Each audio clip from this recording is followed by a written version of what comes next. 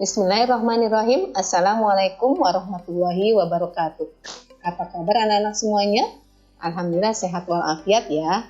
Hari ini kita bertemu kembali pada mata pelajaran Al-Quran Hadis, masih tentang surah At-Takasur. Beberapa minggu yang lalu kita sudah belajar tentang bagaimana membaca surat At-Takasur, kemudian kamu menghafalnya beserta terjemahannya. Untuk pertemuan kali ini kita akan membahas tentang bagaimana memahami isi kandungan surah At-Takasur. Agama Islam tidak melarang umatnya menjadi orang kaya jika kekayaan itu dipergunakan untuk hal-hal yang baik dan untuk beribadah kepada Allah. Jika hamba tersebut pandai bersyukur dan tidak kufur nikmat, maka Allah akan menambahkan nikmatnya sesuai dengan janji Allah Subhanahu wa taala dalam surat Ibrahim ayat ke-7 yang bunyinya, yuk bisa dibaca sama-sama? Ya. Bismillahirrahmanirrahim. Wa id ta'adzana rabbukum la in syakartum wa la azidannakum wa la in kafartum inna azabi lasyadid. Artinya, dan ingatlah ketika Tuhanmu memaklumkan sesungguhnya jika kamu bersyukur, niscaya aku akan menambah nikmat padamu. Tetapi jika kamu mengingkari nikmatku, maka azabku sangat pedih. Surah Ibrahim ayat ke-7. Nah, surat At-Takasur terdiri dari 8 ayat dan mempunyai arti bermegah-megahan. Surat At-Takasur mengajarkan kepada kita untuk tidak bermegah-megahan dalam kehidupan dunia, terutama dalam harta. Harta yang kita miliki adalah titipan Allah Subhanahu wa taala. Dan Allah Subhanahu wa taala dapat mengambilnya kapan saja. Baik itu dengan cara harta itu dicuri, hilang, terbakar, dan lain sebagainya. Maka dari itu, kita tidak boleh sombong. Sebaliknya, kita harus bersyukur atas nikmat sekecil apapun yang diberikan Allah Subhanahu wa taala. Karena Allah akan menambah nikmatnya dan memberi azab bagi yang kufur atau mengingkari nikmatnya, sebagaimana diterangkan dalam surat Ibrahim tadi ayat ke-7.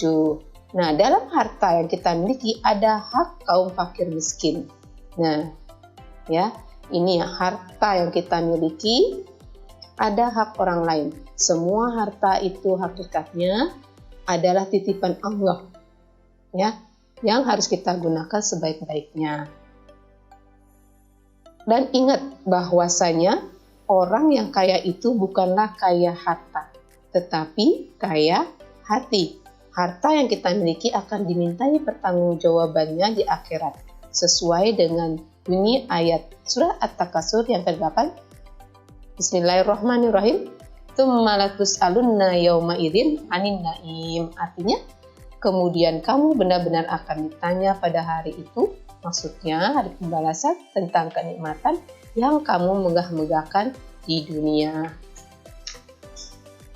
Harta seharusnya digunakan untuk membantu orang yang kesusahan. Nah, nih, dalam harta kita ada hak kaum fakir miskin, ya.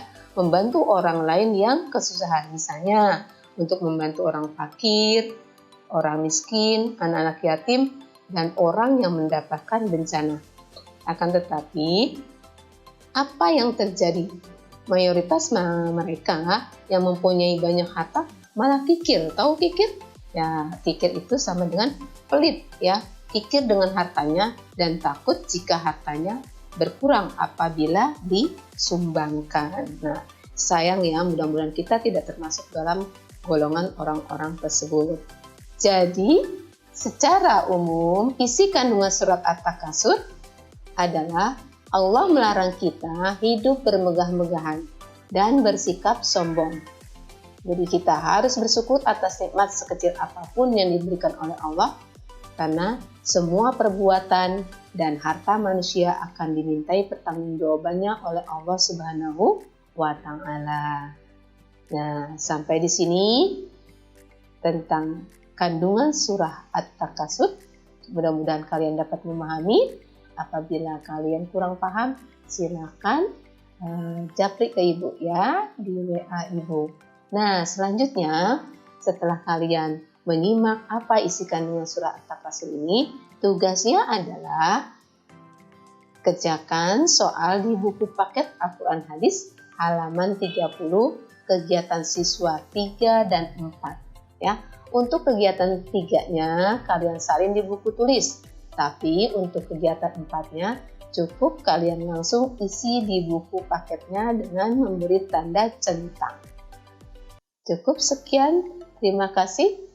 Wassalamualaikum warahmatullahi wabarakatuh. Semangat belajar!